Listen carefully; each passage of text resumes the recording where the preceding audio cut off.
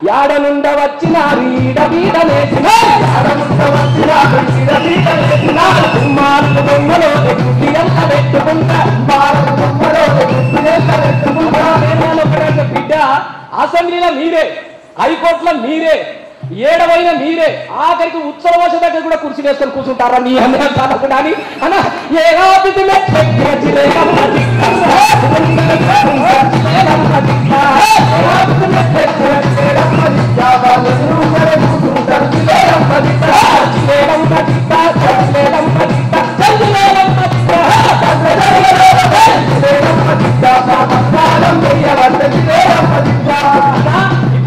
రెండు వైపుల కొట్లాడుతున్నది ఒకేం తొక్కులాట. నేను ఎందుకు చెప్తున్నంటే ఒక తెలంగాణ ఒక అద్భుతమైన ఉద్యమాన్ని కూడా అంత అపహాస్యంగా కేసీఆర్ గారు చెప్తుంటారు. సరే యాద్ చేసుకోవద్దు బై ఉన్నది ఉన్నట్టు చెప్పాలి. అసెంబ్లీ సెక్రటరీ గారు 610 జీవో ఆగమైపోతుందా అని చెప్పేసి ఉద్యోగ సంఘాలు అందరూ ధర్నాలు చేస్తుంటే కేసీఆర్ గారు పెద్ద మీటింగ్ లో లక్షలాది మందిలో ఒక మాట చెప్పిండు. సోరకాయ పట్టుకోవాలట, సోరకాయ పట్టుకొని సెక్రటరీ గేట్ కాడ నిలబట్టి అయితే తేలిపోతుంది ఆంధ్రోడు ఎవరు తెలంగాణడు పిచ్చోడా. తెలంగాణ కన్నా ఆందోళన హుషారు అయిపోయారా భయ్ మనమే సోరకాయ వాడే అన్నట్టు అంటుండే ఈ ముచ్చడు చూడు.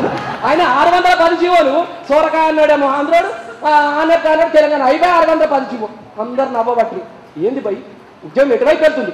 పుంటి కూడా దొంగతోని ఉద్యమం ముడిపెట్టి నవ్వితే అయిపోయినా ఇక ఉద్యమం చేసంటే ఒక ఉద్యమ పార్టీలో చెప్పుకునే వాళ్ళు ఇవా ఉద్యమాల పదాలు. ఒక ఉద్యమాన్ని ఎంత అపహాస్యం చేస్తూ ఉంటే ఒకవైపు భాష దోషం ఇలా ఆంధ్రం ఎస్ దోపిడి దారి ఎప్పుడు దోపిడి వైపుగా ఉంటాడు. ఎట్లా దోసు వాళ్ళ ఆలోచన వేరుంటుందా. మీకు విచిత్రమైన కథ చెప్తా నవ్వించడానికి కానీ అబ్బతో చెప్తున్నా ఇది నిజమైతే నా మాట నమ్మురే. ఎప్పుడు కానీ తిన్నోనికి తిన్నదారు తిండి దొరుకుతున్నాను కొట్లాడా ఏమనుకో కొంచెం ఒక్క నిమిషం తీసుకుంటా అంతే కదా మరి అంటే అబద్ధం చూస్తుంటే మరి ఆగం బాడి. అయితే మీరు ఎక్కడైనా చూసుకోరన్న భాషలో కానీ ఆలోచన కానీ చాలా తేడా ఉంటుంది. ఇందాక మా అన్న యాడ్ చేసిండు ఓ సినిమాలో ఒక పాట విన్నాను నేను గొప్పగా. ఇప్పుడు పాపము వాన కోసం తల్లాడుతున్నారు. ఆ సినిమా కాదు ఒక పాట రాసిండు. ఈ పాట ఇస్తే వీలుగా ఆ పాట నాకు యాదికి రాకపో మా అన్న బిడ్డ ఉంటుంది అన్న ఇంటర్మీడియట్ చేస్తుంది కోరి అయితే పోయింది. పొద్దుగా ఆటోలో పోతుంది ఇక బస్సులు మళ్ళీ రాత్రికి వస్తుంది బస్ అంటే పోయినా పోయిన తర్వాత ఏం చేసింది ఇక బస్సు సాయంత్రం దాకా ఉంటుంది కదా నడమల ఆగం ఏడలేవాత అని చెప్పి సినిమా పోయింది.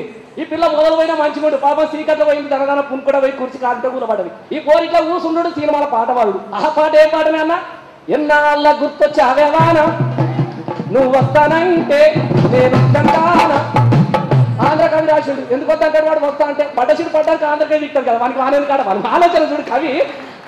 అయితే రాసిందని ఇంటికి వచ్చింది దెబ్బలాపురికి వచ్చింది పుస్తకాలు తీసింది అయితే వాకిట్లాడి వాడేసేసింది. మా తాత గిట్ల మంచం మీద కూర్చున్నాడు. ఇక వచ్చి తాత నేను సినిమా చూసినా అని ఏం సినిమా బిడ్డేగో తాత ఎన్నాళ్ళు వస్తానంటే నేను వస్తాను పక్కన ఉన్న మా తాతకు సిగరెట్కి వచ్చింది రాకం ఏం తప్పితే వస్తాను వద్దంటున్నావు ఏంది అని చెప్పేసి మమ్మల్ని అంటే తెలంగాణ దుఃఖం ఎట్లా ఉంటుంది మా తాత దుఃఖం. అదే తెలంగాణ కవి వాన గురించి ఏమనంటాడు జగల్లో నిన్ను లేవు జగల్లో నిన్ను లేవు బాగుల్లో నిన్ను లేవు పక్కుల్లో నిన్ను లేవు నిన్నే నమ్మి నాయను కళ్ళల్లా నిన్ను లేవు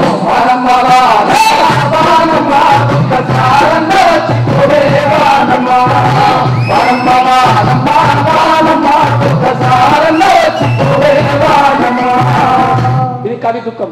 ఇది వాస్తవం. కానీ ఈ వాస్తవం ఏ పుస్తకాల పాఠ్యాంశాలలో ఈ పాట ఉండదు.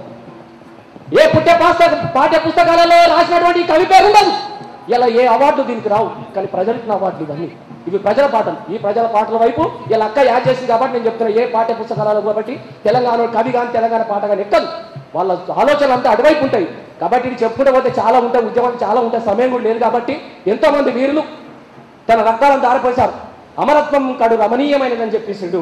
కాబట్టి